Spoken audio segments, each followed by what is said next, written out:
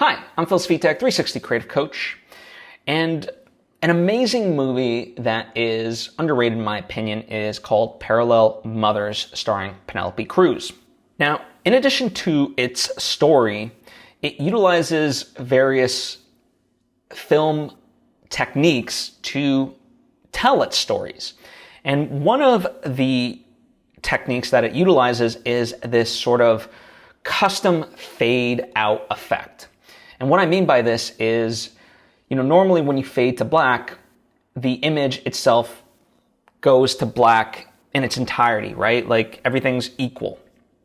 Whereas with Parallel Mothers, it had certain moments when it faded to black where the fade out was elongated and it would fade out aspects of the frame until it converged on, one or two of the characters, right? So it let you linger with a certain emotion for just a little bit longer and focusing on, the emotion within a character's face, really reading kind of what's going through their mind and bring you that much closer to them. So it was a technique that I immediately took note of as a film lover, as a filmmaker, for that very reason. Now, it's a very specific technique. It doesn't work for all things, but with my second feature film, A Bogota Trip, this very much felt like a technique that I wanted to utilize because it was all about start and stops. So the movie is about these characters who are searching for their identity, right? It's a quarter life crisis type of a film of trying to figure out for them where they want to go and the life choices that they've made. And so, the start-stop element of it is, there's moments where they feel everything's okay, they're able to kind of forget about themselves, but they're all short-lived, right? And it's that catching up of, oh crap, what's next, that becomes problematic for them, right, within the movie. And in those moments, I wanted to kind of highlight that I wanted to show the joy of that with them within a certain moment and then take it away. And that's what I was going to utilize this custom fade out for. And so I utilize it, in certain aspects in the movie, I think about 5 times, give or take. Now, ultimately, someone can say, well, isn't it just kind of drawing attention to itself and so forth? And to that I say, well, why not?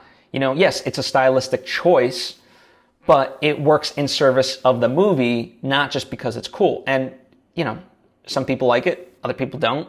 And for me, it's all about, okay, the people who this movie will resonate with, this will enhance the movie. The people who it's not going to resonate with, well, this isn't going to be the make or break of it, ultimately, right?